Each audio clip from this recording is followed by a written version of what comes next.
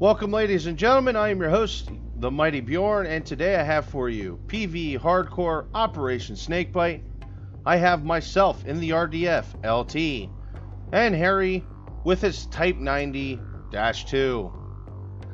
So I got a bit of a history lesson here with the RDF LT. It was a prototype American light tank.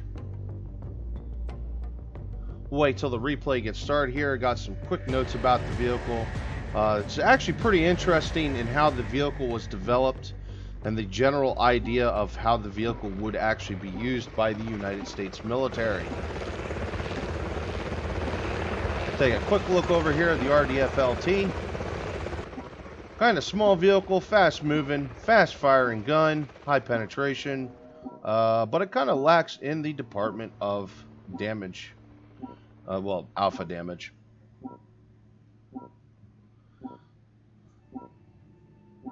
The Rapid Defense Force Light Tank, or RDF-LT, was developed in the 1980s. This is very early 1980s. By the AAI Corporation. The tank was developed by request of the U.S. Army for a lightweight air-portable tank. In the 1980s, the Soviet Union was still an enemy of the U.S. and her allies. So a tank was needed to be easily loaded onto a C-130 or similar plane, transported, and dropped into a combat zone within 24 hours of an attack. The tank is constructed of well-sloped aluminum. The version in Armored Warfare is armed with an M32 76mm high-velocity gun. That's actually the same gun that's on the Walker Bulldog, by the way. The gun is loaded with an autoloader. Another RDF LT was armed with a 75mm hypervelocity main gun. The hypervelocity main gun really didn't catch on, though. The AAI Corporation has promoted the vehicle as a dual-purpose gun. It was designed and laid out in a way that it would allow to engage tanks as well as slow, low-flying aircraft, such as helicopters. The RDF LT would also feature the latest technology in gun stabilization.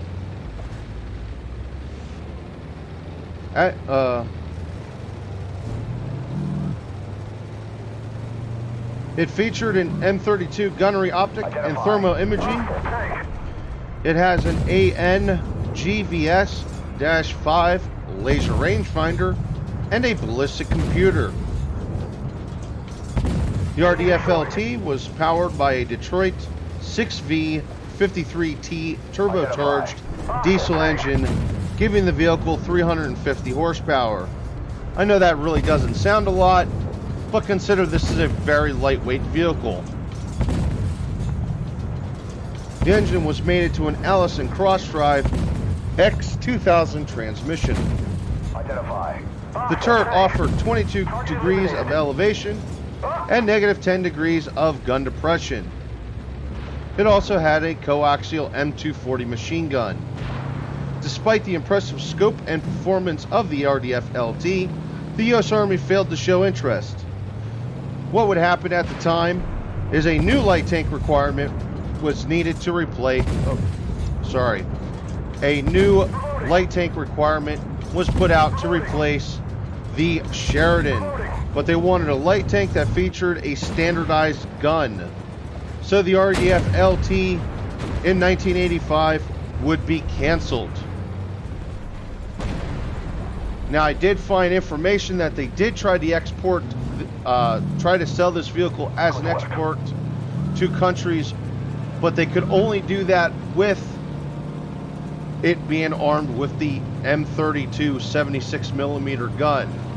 The U.S. Army apparently had put a kibosh on them selling it with the 75mm hypervelocity gun. Also, as another interesting fact about the RDF LT, identify target, is at the time with its upgraded 76mm ammo, it actually showed roughly the same penetration of that of the 105 millimeter British L7A3 gun that was being produced at the time, which in U.S. service would be the M68. I feel that's actually quite incredible for a gun of its age. And based on what you go by, it actually might have been a pretty interesting vehicle to see in service. I'm a little skeptical about how effective the gun could have been, especially over time, because this gun would have been getting long on the tooth, considering, once again, the gun was also mounted on the Walker Bulldog. The Walker Bulldog entering service shortly before Korea, I believe. Could be mistaken about that, but we're not talking about the Walker Bulldog, we're talking about the gun.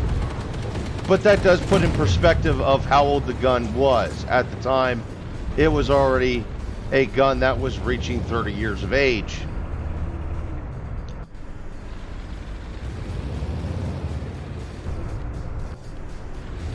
Identify target. Okay, we're going to try to do some spotting here now, which is actually what this tank is pretty good at. It's got a decent camouflage factor. It does have a fast firing gun that does not do a lot of damage, so it's kind of like a death by 1,000 cuts. Identify.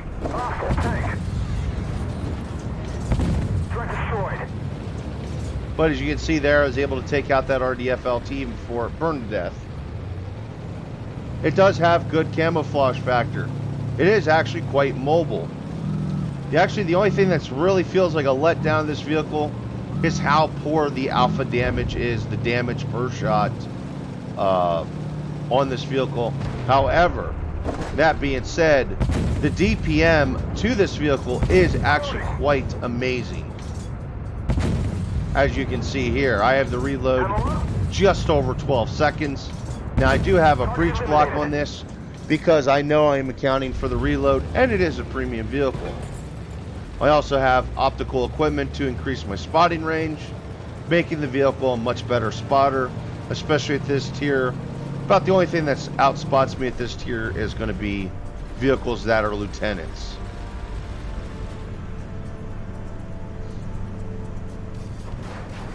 And then pretty much what I do, as I try to do as a constant plan, is I try to stay ahead of my group, try and get spotting. Once vehicles are spotted, I tend to back off and kind of go into a sniper position and just start using the rapid firing gun to beat down the enemy as quickly as I can. But of course, as I said, not impressive alpha damage. It does carry quite a bit in the way of ammo, and yeah, you will use up that ammo. I believe it carries roughly 100 shots of ammunition, and out of the 4 or 5 games I've played recently out of this vehicle, I have actually ran the gun dry in almost every match. Actually, I'll be running the gun dry here very shortly in this match.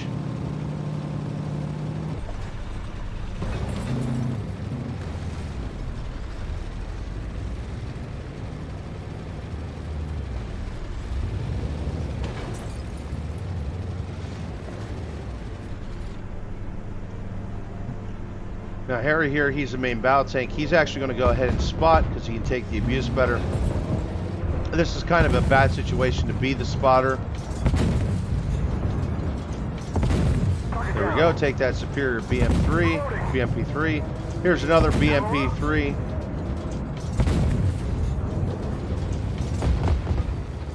I see tanks coming down from the hill section, try and get some spotting, get some shots on them.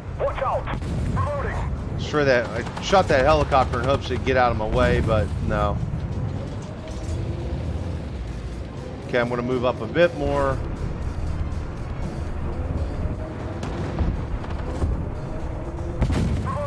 There's a T-80. As you can see, I can pretty well chomp right through his lower glacis plate. Got to pop some smoke here.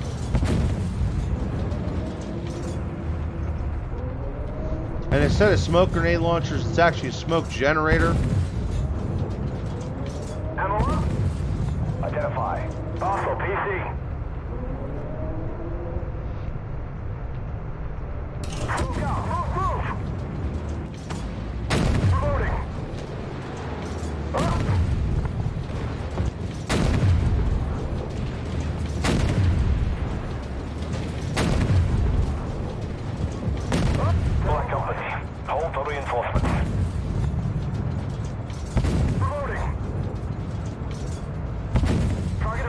There we go. Got a kill there. Going to target the Terminator here now. No effect. Ammo up. Target destroyed. Okay, there's the Terminator kill. Going to close in just a little bit. There's the Leopard 2. Going to scope in on him, get a shot, hit his engine, and there we go, the turret muscle. Close in a little bit more.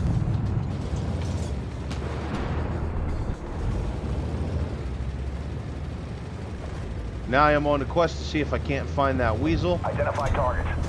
And there's a BMP-3M. Took time, got the auto lock. Now I'm just blasting shots. Okay, we're back to aiming. Here's a Leopard 2. Sorry, a Leopard 1A5. Put it in the side there. Don't have a good shot at his lower glacis plate on the left side because that's actually where his ammo rack is. Going to continue firing, trying to put shots into his engine area. And there's the kill on the Leopard. Up to 11 kills. Getting close to the end of the game here though. Now I'm going to go wide out and try to avoid being spotted by the weasel because I'm actually in a bad position here. I can be possibly one shot by the weasel. Identify. And there's a Lieutenant RDF LT. Gonna pop smoke, back up, take a shot there, which I missed. Destroy the truck. There we go, there's a shot into the RDF LT. And there we go, I had to use my kit for ammunition. Okay, now we're just going to abuse him here, focus on the ammo rack. It's actually quite interesting. It's pretty much right below the gun on the hull is where the ammo rack is positioned.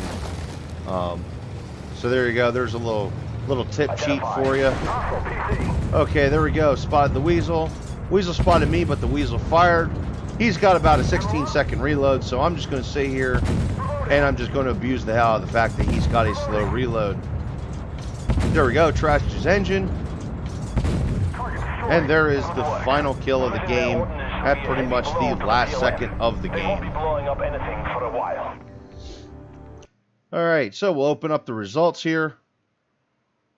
And as you can see, I would do 22,310 damage. Spot 8 enemy vehicles and destroyed 13. And grab myself a blue star. Mind you, I'm not the world's greatest light tank player. And I would be #1 for damage and #1 for spotting overall. Not really a bad game. At least for PvE. But anyway, folks, hopefully you enjoyed the replay. This is a Tier 6 premium vehicle. I don't feel it's a bad vehicle. I'm just not crazy about it. I think I would rather have, per se, the Vickers VFM Mark V over this even, or one of the premium Stanrays. But if you're into light tanks, I could recommend this vehicle if you're really, really into light tanks. Anyway, folks, thank you very much for watching. Hopefully you enjoyed the replay. And yeah, I will try to catch you for the next replay.